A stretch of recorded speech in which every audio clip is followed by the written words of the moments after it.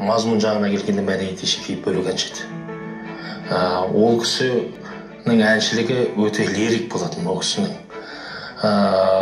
Ол кісінің мына ән таңдауда, әнді сұлулап айтуда ең бірінші менің ойым жоқ кісі табиғат сөйлеп тұрды алдымен. Яғни бұл кісінің басынан бақайшығына дейін ән. Ол кісі өзі әннен басқа ештеңе ойламайтын адам еді.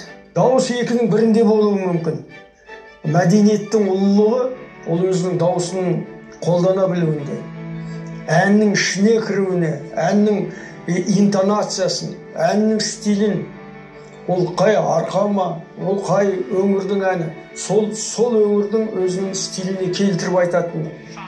Мәдениет Ешекеевтің орындауындағы халық әндері Біржан Сал, Ақан Сері, Жаяу Мұса, Балуан Шолақ, Абай әндері әншілік орындаушылық әлемінде өзіндік өрнегімен, өзгеше мәнерімен көз тартады.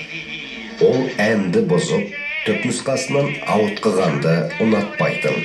Сондықтан халық мұрасын шәкірттеріне шып-шырғасын бұзбай, сол қалпында жеткізуді парыз санады. Рас, кейде өзі айтқандай, ерекше шабыттанып кеткенде, кейбір тұстарын тіпті қолпартып жіберетін де кездері болған.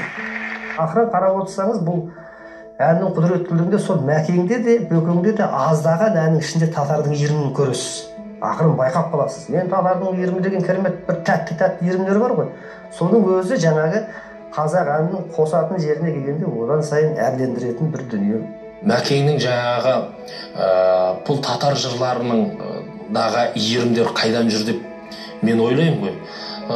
Сол бір 90-шы Семейде оқып жүрген 95-ші жыл, 94-ші жылдардың бірінде мені сол кездегі филармония директоры жаңағы Айтмұхамбет Бейсенбеков ағамыз мені Разовойға жұмыс қалдырды. Разовой дейді, әр концертіңе ақша төлейді. Содан сонда жұмыс істеп жүріп, бір күні сабақтан шыққаннан кейін филармонияға бардым. Тұрсынғазы ағаның кабинетінде отыр едім. Тұрсынғазы аға екеуміз отырғанбыз, бір кезде Амангелдіш келді. Келденбай Өлмесеков ағам келді, Жұмабек Қамбаров келді, Мәдениет Ешекеев келді, Болат Сыбанов келді. Сол Семейдегі өз барлық жиналды. Ең кішкентай бала менмін сол жерде. Содан жаңағы әңгімелесіп, қалжыңдасып, бір-бірімен әртүрлі әңгімелесіп отырды да, содан ана филармонияда кабинетте тұрған бір баянды көрді. Ой, мына жерде баян тұр ғой. Әкпеш баянды деп мен сол баянды көтеріп алып кеп беріп едім. Жаңа баянды алды да Мәдениет Ешекеев Ғалия Байлаумен татардың жыры, жаңа Сарман бойларын айтып кеп жіберген кезде Болат Сыбанов екеуі бір ауылда бір өскен ғой.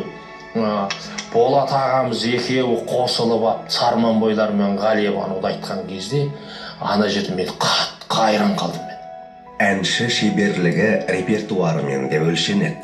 Ол күрделі деп қиынсынбай, жан әлеміне жарығын түсірген әндердің барлығын орындады. Мәдениеттің аудиторияны меңгеруі де, бабалар өнерін жалғастырып жүрген бүгінгі әншілер үшін үлкен мектеп. Оның концертіне келгендер ән тыңдаудан жалықпайтын. Ән арқылы сұлулық әлеміне сапар шеккендей болатын.